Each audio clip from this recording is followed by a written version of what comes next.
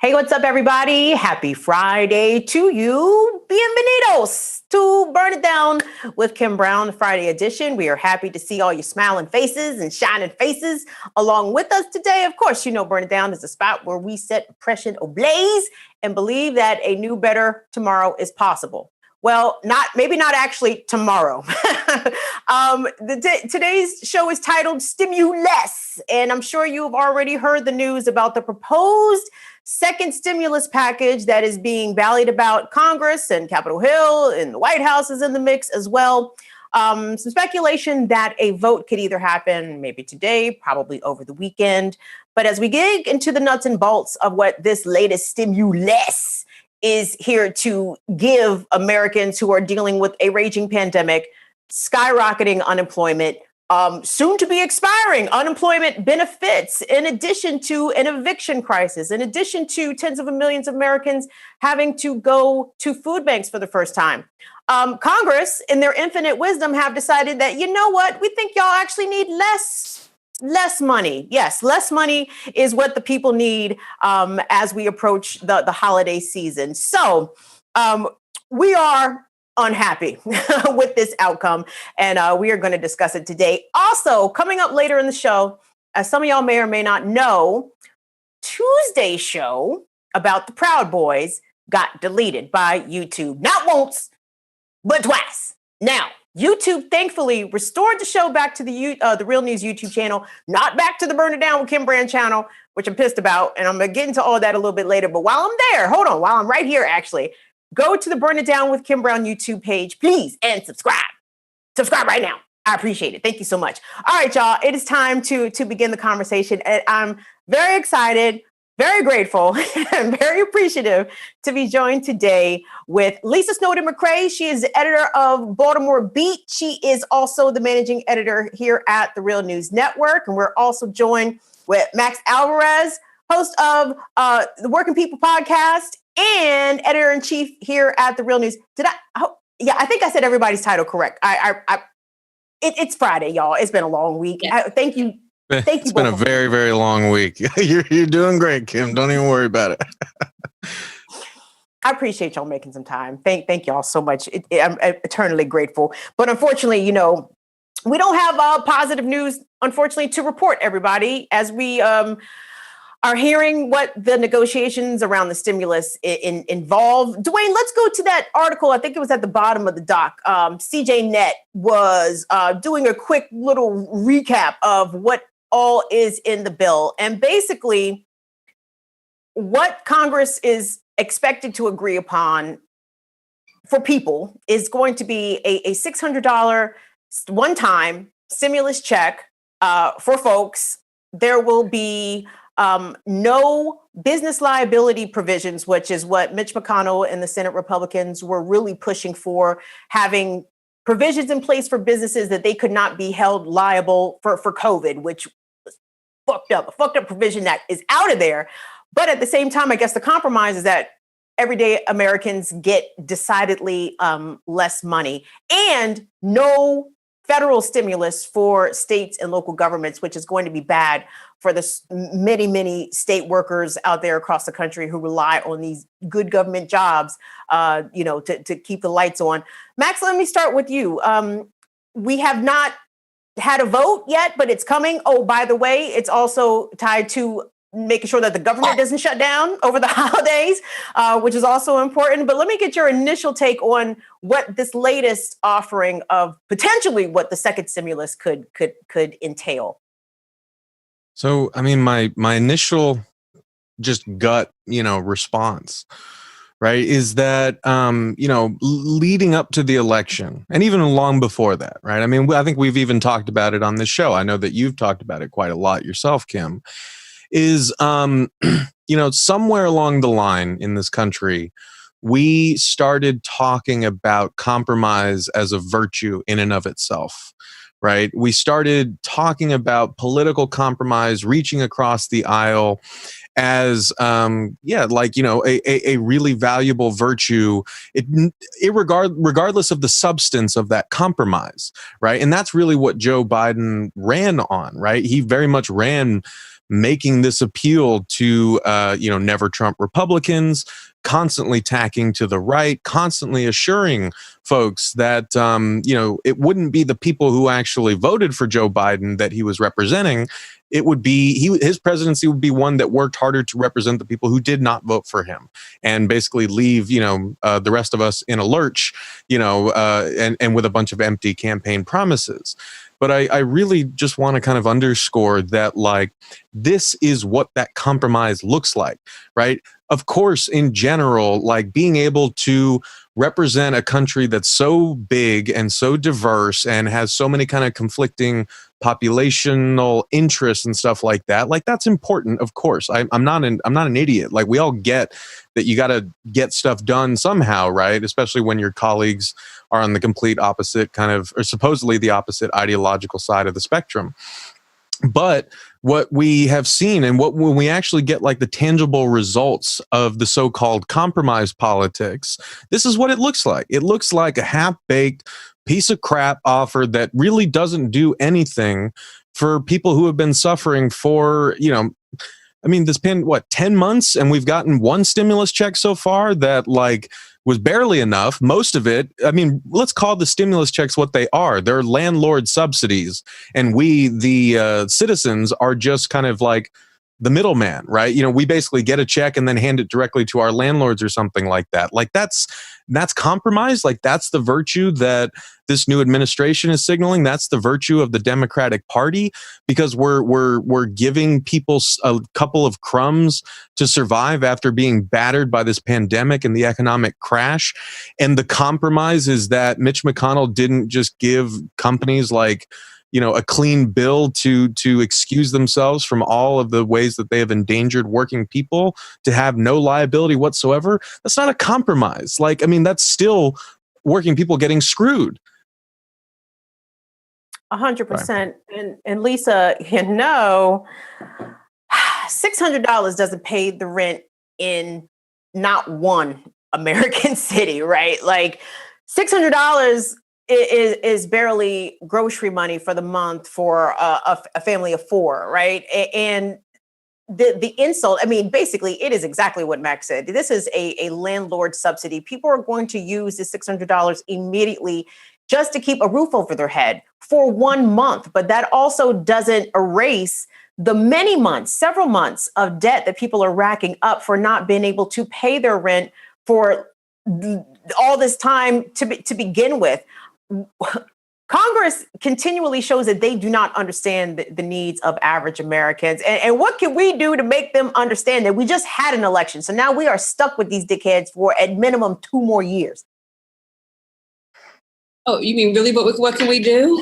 Well, let me get your take first. Let me get your opinion first on the number 600. I know what your opinion. I know it's trash, right? Yeah, the number is insulting. It's insulting, yeah. And it's from people who use $600 to, like, go get snacks for popcorn night. Like, these people are ultra rich, the majority of them, and it's like a slap in the face after slaps in the face. I've been working a lot, but I'm addicted to Twitter like most of us are. So I keep checking on and off, and I keep seeing, like, Mitch McConnell and Vice President Pence be the first people to receive these vaccinations for COVID.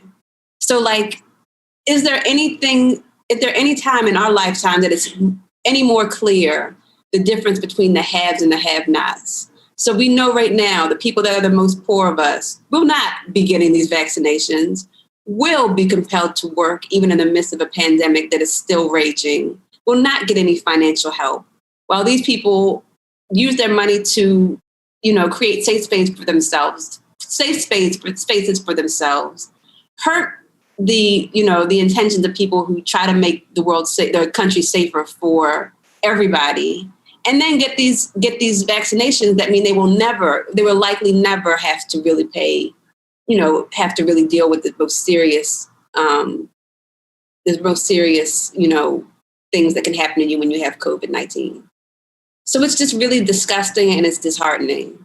And, like, I have a friend who, once the election happened, said, this thing happened, but we still have a lot of darkness ahead of us. And like, the only thing, unfortunately, that will save us is all of us working together, because we have a few representatives in Congress, the squad. I think Cori Bush will probably be part of that group that like are actively demonstrating to us in their words and actions that they care about the least of us. But most of them don't, and don't even have the capacity to care. So, the smart of us have the most intelligent of us, the most kind of wily of us, the people that have already been doing the organizing, even before any of us were born, are going to have to use their best resources and figure out how to get us through, because Nancy Pelosi is not going to. Mm-mm. And we've seen this really across the country with the rise of so many different mutual aid organizations, really helping people on a variety of issues, including making sure that people have food, making sure that people who are housing insecure, have a rent fund to the, extent of, the bail freedom funds that are out there. We were trying to do a show on mutual aid, but these groups are literally slammed right now because the crises are so many and so numerous. But, kind of getting back to the stimulus negotiations, which are still ongoing. I want us to play this clip. It's going to be V2, Dwayne, from the junior senator I don't know if he's junior or senior, but he looks like a little doucher. His name is Josh Hawley from Missouri. He stood up in Congress. This was today, actually, or yesterday. I'm sorry, it might have actually been today.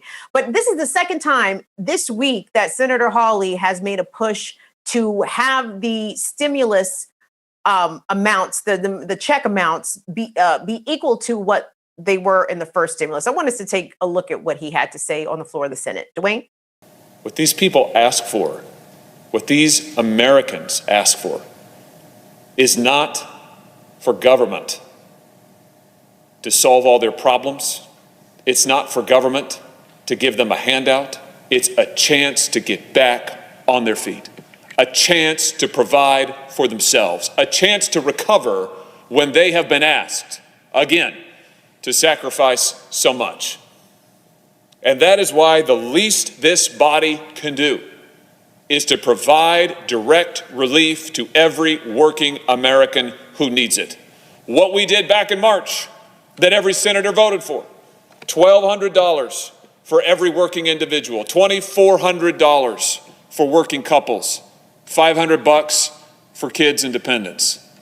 It's the least that we can do. It should be the first thing that we can do. And as these negotiations drag on and on, fixated and focused and hung up on who knows what issues, let's start with this. Let's send a message to working families that they're first, not last. No, Josh, that message is that working families are last and definitely not first when it comes to the priorities of the legislative bodies and, of course, even those who occupy the White House, current and soon to be occupiers of the White House.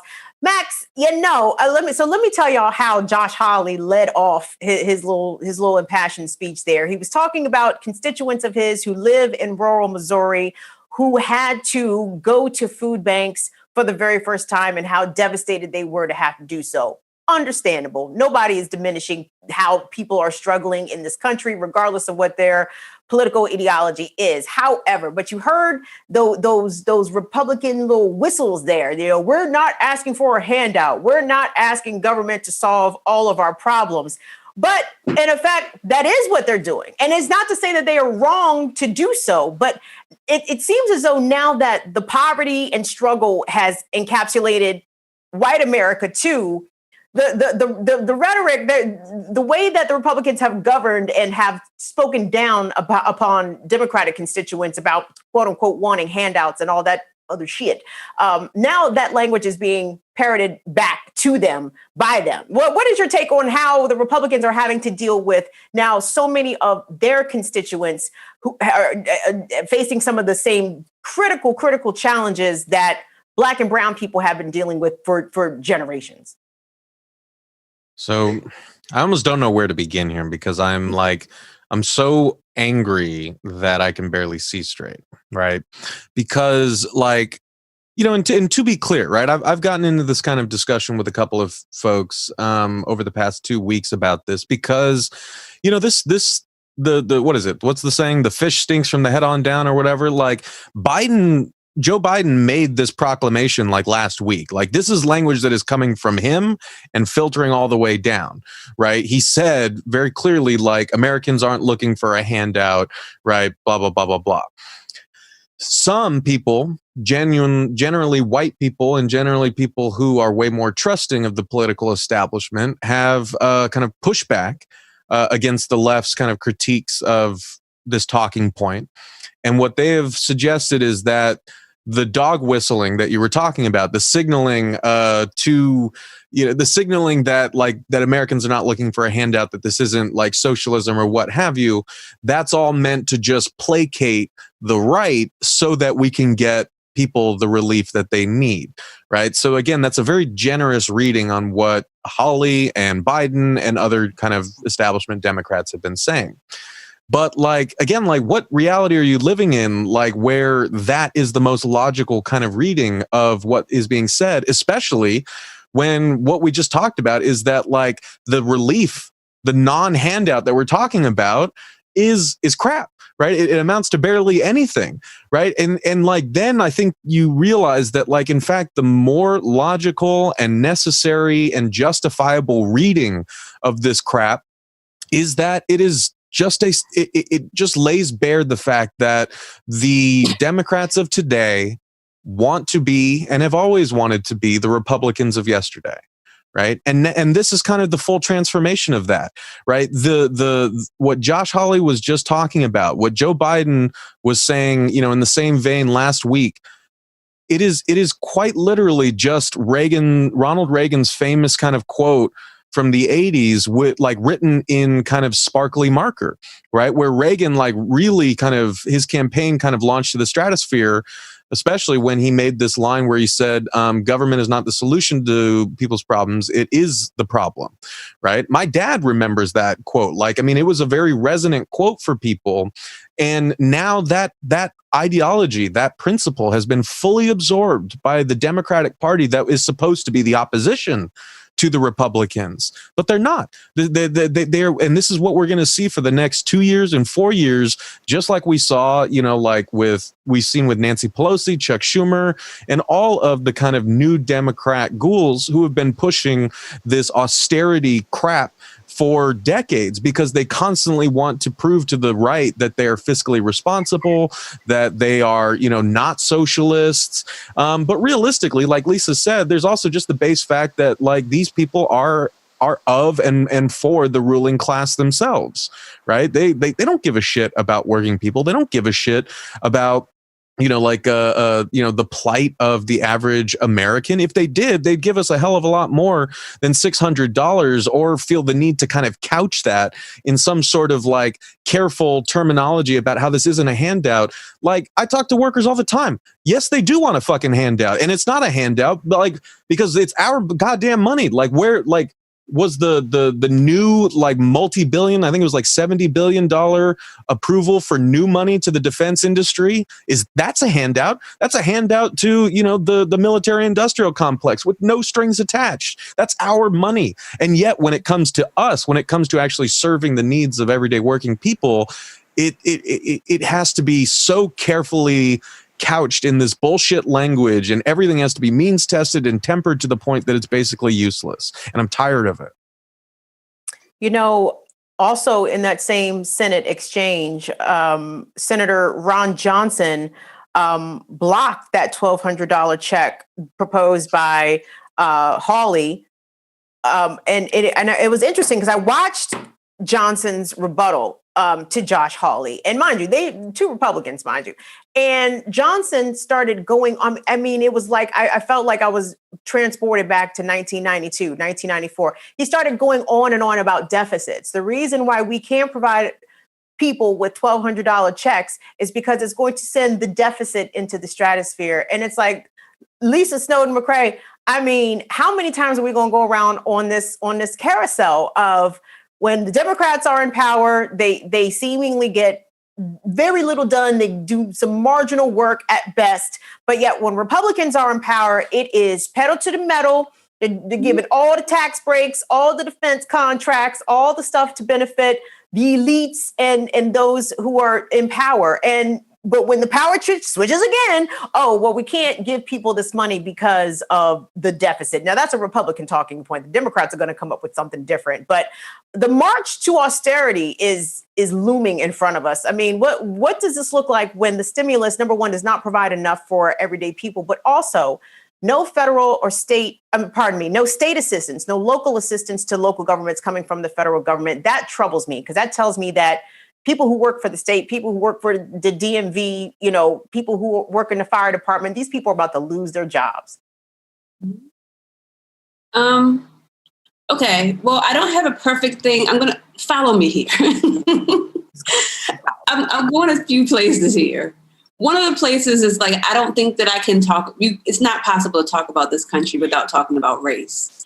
And so like, there was a lot of things that came to my mind when you played that clip, and Max already said most of them way better. But the thing that I just kind of want to ping before we let that go by is like, we're always willing to do more, not just for kind of power and for the elites, but the story always gets real different when it's people of color, when it's brown and black people. So like, we can paint this nice rosy like picture of like a white picket fence and this white mom and this white dad and their poor white babies struggling. But it becomes very different when it's black people that are struggling. Then, we don't have that money, and the narrative is a little bit different. And even if we are to kind of carry that thing forward of saying like, yes, we're going to get this for all the working families, what I've learned about this country is that white people know how to get in there and put the language in there to make it even like in execution, leave out the people that look like me and the people that look like the people in my family. And I think that's important. So when you talk about government workers also being hurt, I think about kind of where you call home, Kim, like the Washington, D.C. area, where there's so many Black families that have been able to raise families, buy homes, send their kids to college because they have good government jobs. And that won't happen anymore. That's a way of affecting generational change for the worse. And so I'm just like, when we talk about these things, there's just like, I hate that our only hopes are the Democrats because they're not up in this fight. They are always willing, like, again, as Max said, kind of more eloquently than I could, to kind of acquiesce to whatever Republican talking points exist, even if they make no sense. It makes no possible sense to say the government, which is govern is in there, has no ruling on our life. Then why are we paying taxes? Like, that's what we made them for, because all of us don't have time to go individually, like, get the nation's streets fixed and like all the other things that we need to do. We all decided to have a governing body that takes care of that stuff. It doesn't make any sense but for so long, everybody's just let these things pass. So like, again, I'm going to have to take it to like the people. Like, I feel like my job as a journalist is to dismantle a lot of this stuff. Like, I'm always yelling about Maryland's Governor Larry Hogan because I'm in Maryland. And I see so much foolishness play out, but it's like, it's a microcosm of a bigger problem. So like Larry Hogan in Maryland does something stupid and we all let it pass because he's, representative of some kind of white capitalist dream that we are still subscribing to. Meanwhile, he's really super bad at his job. So I don't know. I went a lot of places and I'm going to end it now. There you go. Well, can I hop in for a sec? Yes. Yeah. So I mean, just to kind of build on what both of you were saying, because it's like, I think that what we're overwhelmed with is just like, this is such a kind of stunning kind of exemplification of everything that like you would expect the opposition party or, the so-called Democratic Party, you would expect them to try at least a little bit harder to hide this kind of thing. But in fact, they're laying it out, like for everyone to see because they actually feel like there's nothing to be ashamed of about it, right? Or they feel like people have no power to do anything about it. And I think that that's perhaps one of the most telling aspects of this, right? Is that we've seen, as you said, Kim, like we've seen this deficit hawkery bullshit like time and time again. And it follows the same freaking cycle every time, right? When Republicans are in power, or when Democrats are in power, right, they take the bait of the Republicans constantly calling them socialists and saying that like they're not fiscally responsible. And so then the Democrats don't do shit when it comes to actually kind of providing the services that people need, including a lot of the things that Democrats actually run on to get elected in the first place. Once they get in there, they're no longer beholden to their constituents. If they ever were, they're beholden to their opponents, which is like, you know, which is incredible. And they're beholden to their own big donors and the power brokers that really kind of, you know, the party answers to, right? But when they're in power, then they buy into this deficit hawk, you know, bullshit, and then they don't do what, you know, they promised that they would do, because their Republican colleagues are saying that, you know, that's the way it's got to be. Like if people don't believe me, go back to like 2008 and look at kind of all the articles that were coming out from like these Republicans who just wanted to kind of offer President Obama, you know, some advice on how to govern and how to reach across the aisle, right? It's a way, it's a tactic. It's a way of getting what you want even after you lost. And the Republicans are incredibly good at doing that because the Democrats are so goddamn susceptible to it, because that's actually who they want to be, right? That's actually where they want to be and what they want to do. And so when the Democrats are in power, they get locked into this deficit hawkery kind of cycle. And then when Republicans are in power, like you said, Kim, they stop giving a shit about the deficit. They start passing massive tax breaks that blow a massive hole in the deficit. They start getting us into more wars and increasing, you know, military spending even more. Not like it doesn't increase under Democrats as well, which it does. That also, you know, like blows more holes in the deficit.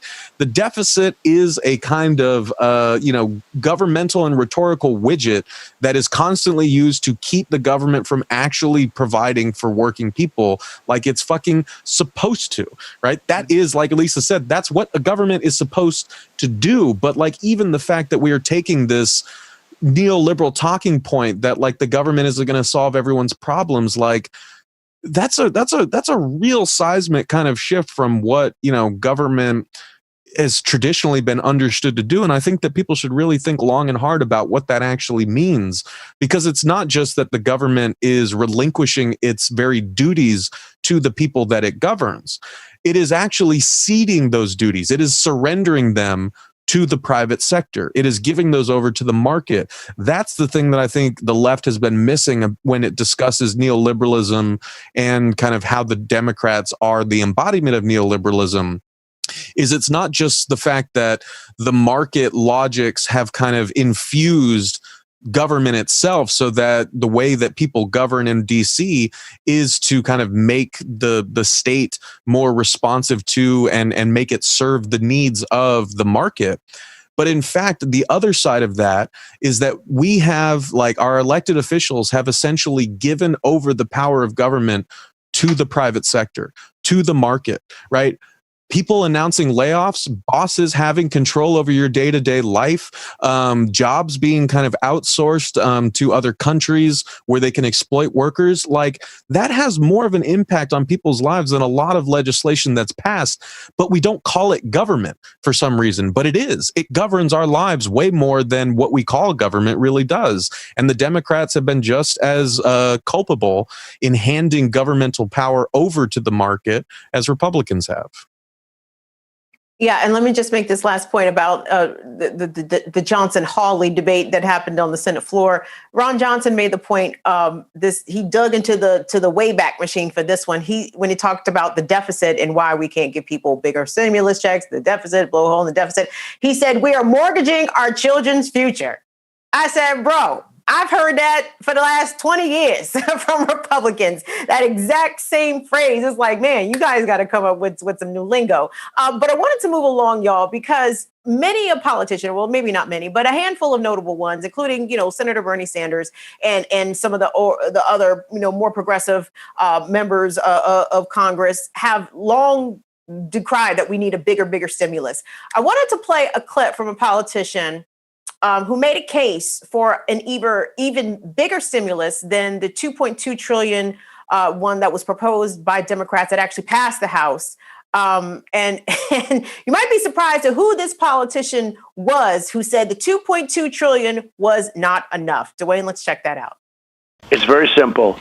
I want to do it even bigger than the Democrats. Now, not every Republican agrees with me, but they will.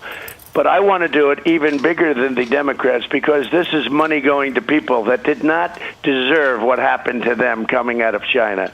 Now, to just put it very simply, we want to do it, but Nancy Pelosi doesn't want to do it. We'll see whether or not she changes her mind. But we want to do it because people need help and they should get help. Well, she's even at though 2.4. The economy is very strongly coming back. Mr. President, she's at 2.4 trillion, and you want to go bigger than that? John Thune says she's at 2.2. Okay. And I would like to go. I would be willing to go more because I think that. Number one, I view it differently. We get the money back. The government, it gets the money back ultimately anyway. And it's better than unemployment, and it's better than all of the other costs associated with the alternative. So I want to go, I would rather go bigger than that number, but we'll see. But here's the problem. She doesn't want to do anything until after the election because she thinks that helps her. I actually think it helps us because everyone knows that she's the one that's breaking up the deal. Now, they are talking. Let's see what happens. But I would rather go bigger than her number. Senator Thune. Now, we all know Donald Trump is a lying liar, and we can't believe anything that comes out of his mouth, and he will say things surely out of convenience, but that was back in October, y'all. And the recent news that was floating around today, Dwayne, pop that tweet up for me if you could. Reports are coming out of the White House that apparently White House aides had to tell Trump to shut the fuck up. And he actually listened to them this time. I don't know why they couldn't get him to shut the fuck up for the previous 4 years. But allegedly, White House aides intervened Thursday to prevent Donald Trump from demanding Congress approve checks of $2,000 per person. This is reported by Washington Post, Jeff Stein. And, you know, y'all, I mean, we don't do a whole lot of talking about Trump because I feel like Trump is pretty self-explanatory. Everything Trump is about, we oppose, right? I don't have to go on here and bash Trump. Just assume that I have a default position of hating Donald Trump in each one of his positions. But I found it so interesting that his aides, at least if this report is to be believed, like had to really shut him up for fear out of blowing up the negotiations. And I'm like, well, who did they think he was going to piss off? His own party or Pelosi and Schumer and them? Lisa Snowden? I mean, what? Trump want to give us more money? And the people said no. Make it make sense. Number one, broken clocks are right. What is it? One time, twice a day? Twice a day, yes. Second, like, yeah, I mean, I think that speaks to the stuff that we've been talking about where, like, maybe those two sides aren't so different after all. Max Alvarez, your thoughts. Donald Trump wanted to give you so more money. Don't you wish you would have voted for Trump? I am kidding. Go ahead, sir. What is your opinion about Trump being actually made to shut up? I can't believe that he actually heeded the advice of his aides on this instance. But what's your take on this? I mean, kind of the same bafflement that Lisa was expressing, because it's just like, yeah, Trump may blow up talks if he helps people. Like, then what are the talks about, right? You know, what is the point of them, right? If the deal breaker out of all of that is providing people the actual need that the aid that they most need right now, then like it tells you everything you need to know, that whatever's being discussed in these talks is not us. It's not the people. It's not the people that the government is supposed to serve, right? It's the kind of, you know, partisan horse race point scoring bullshit that you know has plagued kind of Washington politics at our collective expense for as long as it's been around, right? I mean, like, and you know, I guess I would say that like the surface kind of tells you everything you need to know. There is a lot more that we can deduce if the deeper that we go, right? Because like, you know, I think one of the things that I was thinking of when we started this conversation, and that I kind of maybe mentioned earlier when I was rambling for a long time, is this could only really happen. All of the things that we've been talking about, right? I'm constantly asked by workers around in other parts of the world. They're like, why don't you guys rise up against this? This is absurd. And I think it's because we've grown up in a country where we have been told and have in fact eventually become convinced that this is all we're worth, right? We've been told long before this pandemic ever happened that we are worthless to this country and to capitalism, only insofar as like it can squeeze labor out of us. It can squeeze, like military service out of us, right? I mean, like, other than that, our genuine kind of bare humanity means nothing to this system, right? And so, I think that the thing is like we're trying to kind of rationalize something that has been created over so many decades to be so inhumane and to be such a kind of dysfunctional sham of what government should be, that we, the people who are ostensibly served by that government, have really just accepted and convinced ourselves that we are as worthless as this system treats us. And I think that that's very evident in like the whole conversation we're having about these stimulus checks, right? Because what Trump is doing is not the right answer either. I'll take that $2K check. I don't give a shit if he does it or Nancy Pelosi does it. My family needs it. Our people need it. I don't care where it comes from. I don't care who gets the kind of that month of political point scoring on mainstream media. That doesn't matter to me. Like, what matters to me is that people have the sustenance that they need to survive. But what Trump is doing is like a version of what he's done his whole presidency, right?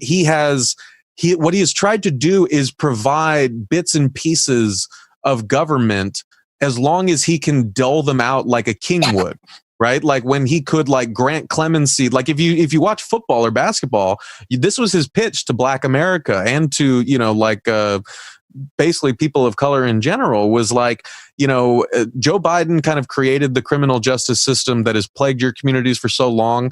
But I, king that I am, have granted clemency to these people, right? Out of the goodness of my own heart. And so really government gets transmuted into Trump himself like a kind of king would, right?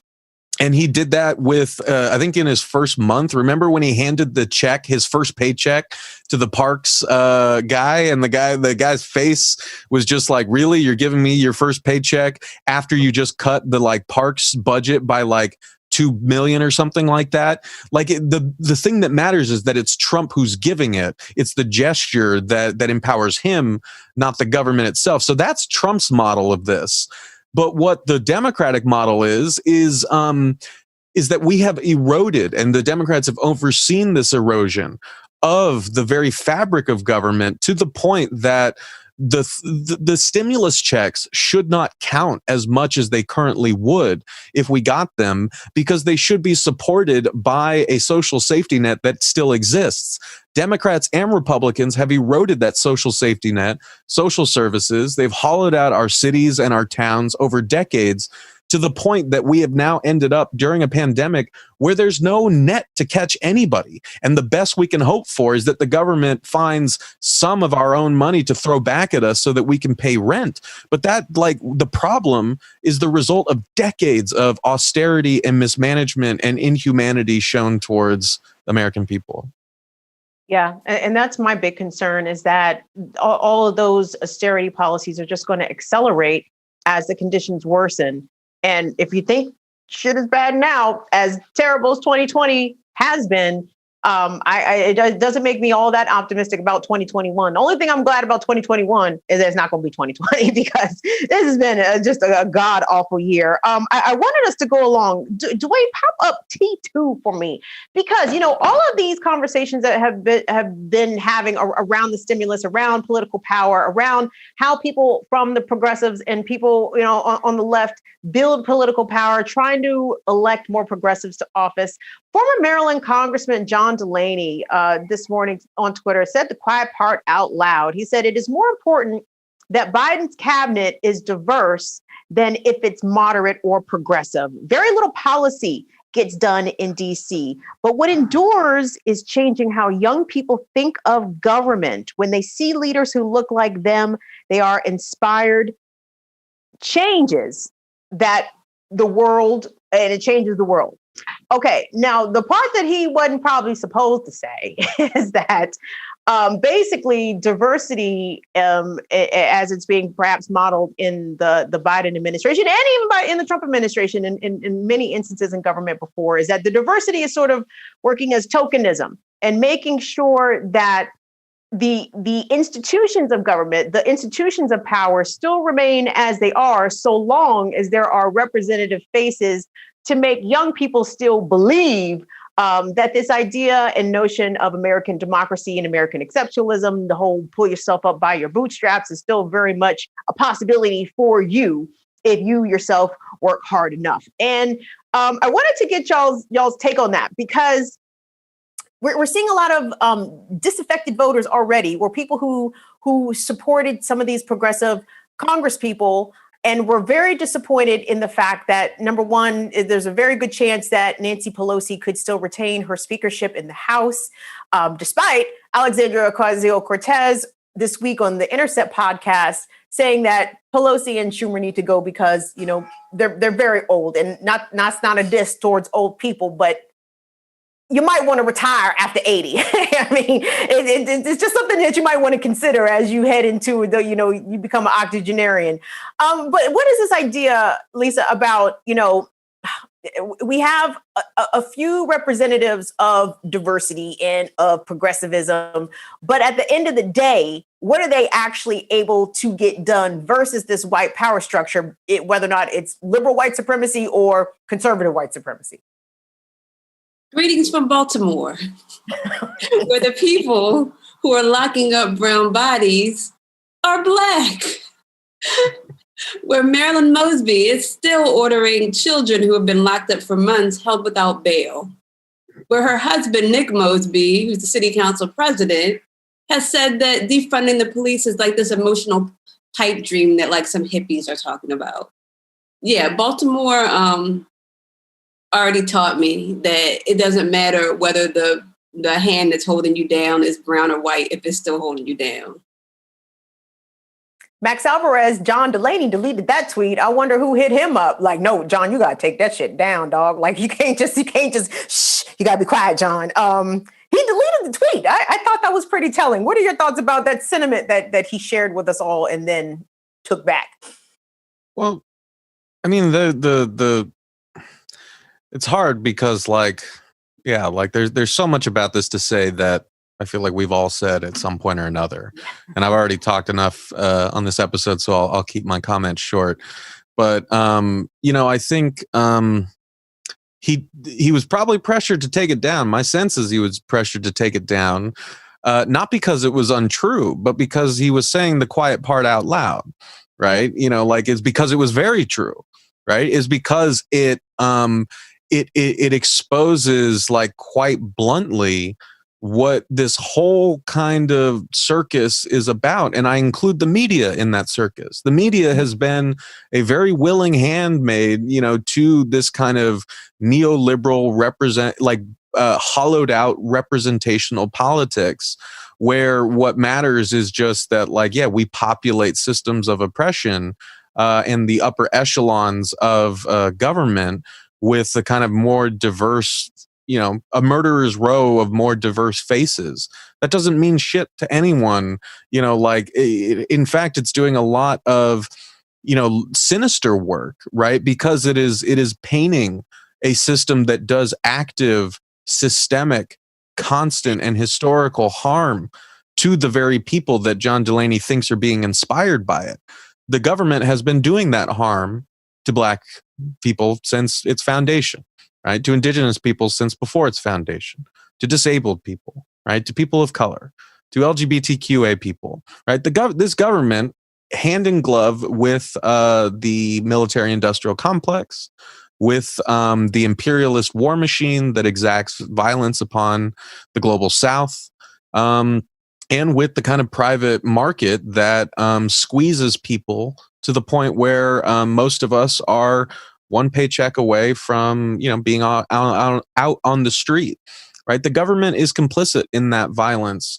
And the more that you work to convince people by the nature of the races and genders and abilities that are represented in the kind of halls of power. You know, the more that you use that to convince people that the government is working in their interests, you know, that's a really sinister thing. And it really, yeah, you know, I think that John Delaney really was just saying the quiet part out loud, which is, you know, that's exactly what the Biden administration and the media have really been saying every day, that they've been like, oh, we've got the first Black, you know, person who's going to be running this agency, the first woman to run this agency. But those agencies are killing people. They're hurting people. They're imprisoning people. They're pushing people into poverty. I don't give a shit, you know, what the color of the person who's running it is. The system, that agency itself is doing a bad thing for a lot of people. Why are we celebrating? You know, how hollow is this type of politics when this is all it takes to kind of inspire people in the way that John Delaney is talking about? It's maddening. And yeah. Kim, if I could just add, like, it's also, when you veer into tokenism, which is basically kind of what it seems like he's talking about, it means that we all avoid doing the work of actually interrogating the isms that we all have, because we were all born out of this racist, sexist ism, you know, everything society. So, like, when there could be time where the Democrats, or where all of us, could politically be looking like, how are we, you know, how are we treating people that have been marginalized, or who do not have white skin? How do we actually empower those people? Like, that's work that he's avoiding by just saying, okay, we're just going to shove some minorities in those positions and go on about their day. And that's the thing that really, like, all of us across every well-intentioned political spectrum, including the most leftiest of us, need to really be talking about, because that shows up. I mean, I'm sure that you can find people in, you know, leftist organizations now that feel like that's the same thing that's happening there. So, like, if we actually want equity, if we actually want to do better, then we all have to actually do that work. And it's not as easy as just like I said, shoving somebody in a seat and being like, there, we did it.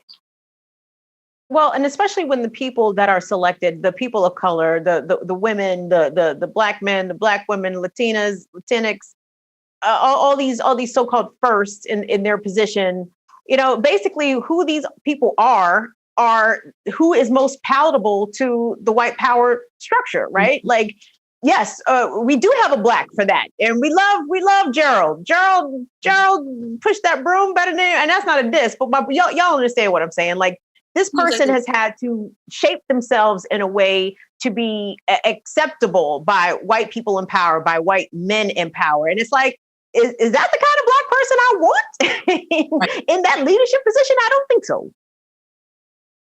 Well, and you know, this is, I mean, I guess to add one more thing, right? I say this as a Latino who grew up conservative, right? Republicans do this as well, right? It's part and parcel of the whole power structure, right?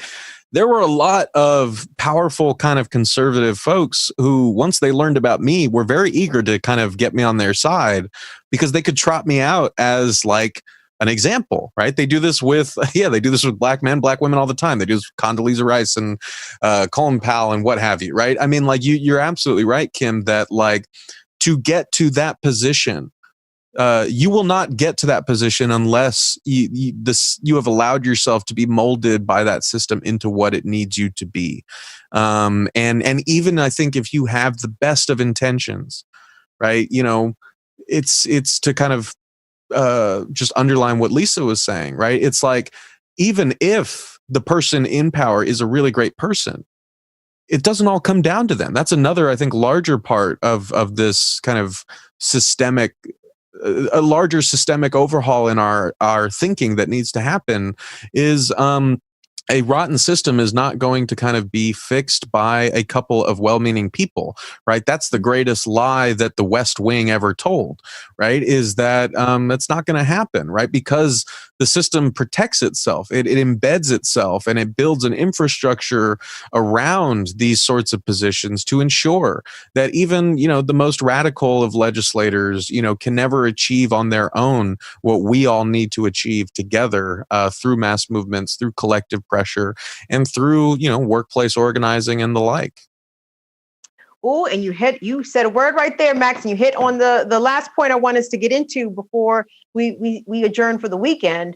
Poor AOC. And I say that, sort of tongue in cheek. I like AOC, but, I don't have her poster on my wall or nothing like that. But she got suckered last night. Okay. Alex Salmon from the prospect.org broke this story on social media. He has a very detailed thread. Keep that up for a moment, Dwayne, because I'm going to read through a couple of these through his tweets. He says, last night, in a surprise last-second meeting, the Democratic Party ambushed progressives in a major way, locking them out of crucial seats on powerful Energy and Commerce Committee and keeping AOC out of a position she thought she was a lock for. Goes on. The outcome was a shock for progressives, whose strategy has revolved around building the lasting power through top committee appointments. Alex Salmon, the reporter, says that he got some inside information on what was said and done in a wild closed-door steering committee meeting yesterday. I encourage you to go to theprospect.org and check out this piece. It's titled "The Establishment Strikes Back." His reporting goes on to talk about how Henry Cuellar, who is an influential Democrat, did not support her membership, or her appointmentship, rather, to these committees, and because Alexandria Ocasio-Cortez backed Cuellar's primary opponent, Jessica Cisneros. Now, despite having her formal support, Alex reports, the moderates forced an exceptional rare vote, which basically froze AOC out of this committee leadership position that she thought she was a lock for, instead putting in more conservative people in these positions. So, and again, this all happened allegedly last night, and this comes on the heels of Alexandria Ocasio-Cortez telling The Intercept that she thought it was time for Pelosi and Schumer to go, which, according to Alex Salmon, helped to influence this maneuvering in these committee hearings that moderate and congressional Democrats were having. Lisa, I feel like the progressive members of Congress, the incumbent ones like AOC and the new ones coming in like Cori Bush and Jamal Bowman, I mean, this was a signal being sent to them. Like, listen, little boys and girls, like, y'all don't have no real juice on Capitol Hill. And we're going to prove that y'all don't have no juice by putting you in your place. I think this sends a terrible message to the left coming from the establishment, but I think it definitely sets the tone for what the Biden administration is going to be. It's going to be very contentious between progressives and moderate centrist Democrats. I mean, what do you make of this? I mean, I think that I'm sure that AOC and the rest of those folks understand that this is a long game. Like, it's not, the wins are going to be harder, because all of those people only got there because they already beat, lots of entrenched nastiness and racism and sexism to get those seats. So it's disappointing. It means it's really more bad news for all of us who like to breathe clean air and drink clean water than it is for AOC. Like, I think that they are, folks, she won her seat easily. She understands being a fighter means that you have to be smarter. And so the few folks that are on the side of justice in Congress have to be fighters to have gotten there. And folks like those entrenched, like the Nancy Pelosi's and those kind of established folks, those people have gotten lazy and weren't that great to begin with. Like we just talked about how they let the Republicans run over them for our whole lifetimes. So, I mean, it's disappointing. I don't think it's surprising for anybody who is on the left and who knew what was going to happen with Joe Biden. But I think, like, it's like I said, it's going to be a long battle. Max Alvarez, I'm sure you've been paying attention to this discussion, let's call it a discussion that's been happening in progressive spaces, especially on social media, with progressive commentator Jimmy Dore, who I had never heard of before this week. I'm sorry, I try to limit the amount of straight white male opinion voices that I consume. So I had never even heard of Jimmy Dore. I'm like, all right, who the fuck is Jimmy Dore? But okay, so Jimmy Dore, y'all know who he is. Jimmy Dore had a lot of smoke for AOC, and so did some other progressive commentators, that she's not, really flexing her popularity muscle. Like, AOC's popular out here in these streets. Like, they think that she needs to use that to wield her big platform in ways to bully establishment Democrats into doing some more progressive things. But I feel like I don't know. Like, I feel like this was the Pelosi method of telling her, like, we don't give a shit how many followers you got on Twitter. This is how it's going to be. Well, what is your take on how AOC, unfortunately, has been used in a way by the left and by the center? And she kind of ends up being the loser this week, it appears.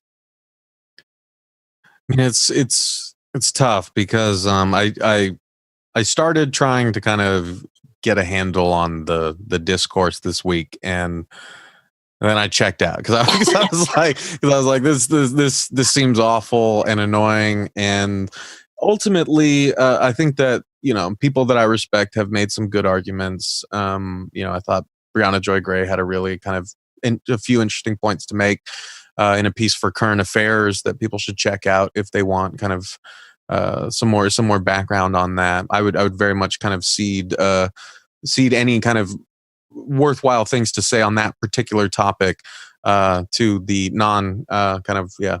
the non-white kind of commentators who have been offering a lot of great thoughts on it but don't get as much credit for it. But I think that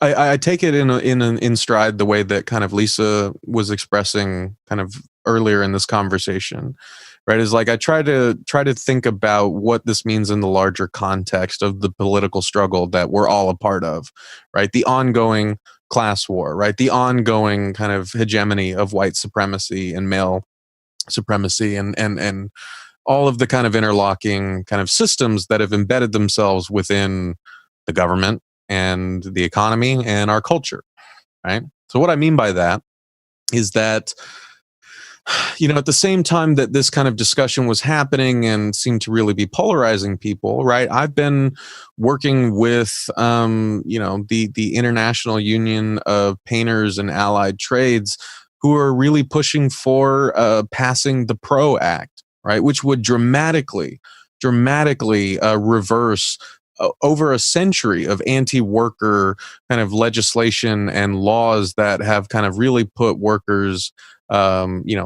so far behind the bosses in terms of the power that they're able to actually express, even in, like the most progressive meaning of institutions, right? Like there's still so many ways that workers can get legally fucked over and denied their rights. And something like the PRO Act would really empower them. And these unions, like IUPAT, are kind of really working to not just rely on the good graces of people like Chuck Schumer and Joe Biden to pass it for them. They know the score, right? They know that like they need to build up the strength of the labor movement and use that strength to kind of flex its muscle. That's the muscle that AOC has been flexing her muscles a lot, right? AOC has done a lot. She's not always going to knock it out of the park, but like she's, as far as I'm concerned, she's holding up her end of the bargain, right? But like we can't expect her to solve all of like these problems for us, or the squad, or any number of legislators, when we have this vast army of working people who are fed up, who have been screwed over, and who are looking to one another and to organizations like unions and mutual aid groups and, just like their own communities to really kind of demand what they need. And that, I think, is the bigger muscle that needs to kind of be built up, that needs to be flexed, and that we need to see ourselves as kind of part of, not just kind of like, throwing kind of our comments from the peanut gallery and hoping a few people in power like actually work for us, but in fact, like really build the people power to demand and force the hand of those who are in power. And, I guess I would just kind of end that by saying that, because it's not just like the entrenched Democratic figures like Pelosi that we're up against, right? This kind of exchange that happened, this kind of the way that AOC was screwed over, and she wasn't the only one who was screwed over out of a kind of appointment that progressives were expecting to get. I think viewers, you kind of know what's at stake here. You know what's at play, right? You know that like when it comes to energy and commerce, who do you think is going to really be kind of telling Pelosi and Schumer and everybody else that this person cannot get within a mile of this because, we on the industry side will not let it happen. We will take away your money. We will throw that money at your kind of opponents, and kind of the people really pulling the strings again are the government of private industry that very obviously had a hand in this, and will always kind of have a hand in it. And you can't like expect any one person, no matter how great of a politician they are, to be able to take that on by themselves. Wow. Guys, we're going to leave it right there. We've been joined today with Mr. Sagittarius himself. Is the birthday boy, Maximillian Alvarez. Y'all wish Max happy birthday in the comments. He's going to go back and read all the comments and to make sure that y'all wished him a happy birthday. Max, happy birthday. Thank you for making some time to be on the show today. I truly, truly appreciate that. Thank you for having me on, Kim. And to everyone watching, please, please, please, please follow Burn It Down with Kim Brown at Burn It Down KB on Twitter. Support the Burn It Down channel. Share these episodes. Reach out to her if you have topics you want covered, people you want on. Support this show. It's a great and necessary and essential show, and we need to give it all the support that we can because we need it on the left now more than ever. That is incredibly kind of you, Max. I really appreciate that. And for people suggesting guests, don't suggest to me Tariq Nasheed. I've seen that a couple times. No. Stop telling me I need to have Tariq Nasheed on the show because it's not going to happen. Lisa Snowden-McCray, thank you with the most amazing twist out. Just killing it today on the screen, sis. I appreciate you both so much for your support, for your compassion, and y'all are just great people. You know what I mean? We gonna be cool even after the real news situation is over. But I appreciate the both of you in more ways than one. But I especially appreciate y'all coming on today. Thank you so much. Thanks, Kim. Hey guys. Okay, I'm gonna be real quick because we've got some comments from the comments. Unless who is this texting me? Not Dwayne. Okay, let's see. Comments from the comments. Thank you very much, Molly Shaw. Man, the chat today because John Viev has been off and my life has been in complete disarray for these past 3 days that John Viev has been away. So thank you, Molly Shaw, for stepping up. June Burden says both houses passed a $740 billion defense spending bill, but hey, $300 unemployment check or $600 stimulus check for all is a bit too much. Yeah, how about that? They have all the money for Raytheon, all the money for all them extra Bamas, but nothing for us. Braithwaite, Bone Spurs, Quackerbush. Where the fuck do y'all come up with these names, y'all? They say peanuts are a luxury item now. How about that? It's y'all. We are heading to dark times that I know Gen X and millennials perhaps never thought we would see, but voila, here we are. Kelly Cantu says, I told everyone voting for Biden would be the same packaging with a different bow. Hey, a lot of us tried to say it, but unfortunately, the way the political system is set up, I mean, what the fuck, what was we going to do? Vote for Trump? I didn't vote. Let me just put that out there. I live in Maryland. Maryland already decided for me. Zach Sherman says, I hate to say it, but capital has won for the most part. Maybe you meant capitalism, my dear. People are afraid to strike. That is correct because everyone is so precarious, right? And then the liberals are too comfortable. Y'all follow Miriam Kaba on Twitter at Prison Culture, right? Sometimes she locks her account. You may not be able to follow her right now. But anyway, she said something that I thought was very profound, and believe this as our final thought for the most part. She says, if the French had only received $1,200 stimulus from the government one time throughout this duration of the pandemic, the country would be incinerated. We as Americans, we are some lames, y'all. And I think it's because we are conditioned, number one, by the police state. We are afraid to get in trouble. We're afraid to go to jail. If you're a person of color, you are triply and doubly and quadruply afraid of that outcome. But they got us. And at some point, the reason why all these oppressive systems are able to flourish is because we buy into them, whether or not we believe that we do, but in a sense that we do. So we got to figure out how to shake our collective psyche awake and be like, no, y'all, this is not going to fly. And if shit has to burn, we have to burn it down. We might have to burn it down. Okay, y'all. Now that's the end of the show. Real quick, if you're looking for the Proud Boys episode from Tuesday, it lives again on the Real News YouTube channel. I filed an appeal with YouTube to get it back on the Burn It Down with Kim Brown channel. So hopefully YouTube does the right thing. YouTube, do the right thing. Don't silence a Black woman exposing the danger to public safety that white supremacy and domestic terrorism poses. That's the show, gang. Have a great weekend. We'll see y'all on Tuesday. Don't forget, COVID is out here jumping on people. I don't want it to jump on you. Wear your mask, social distance, wash your hands. Have a good one. See y'all later. Bye-bye. Phew.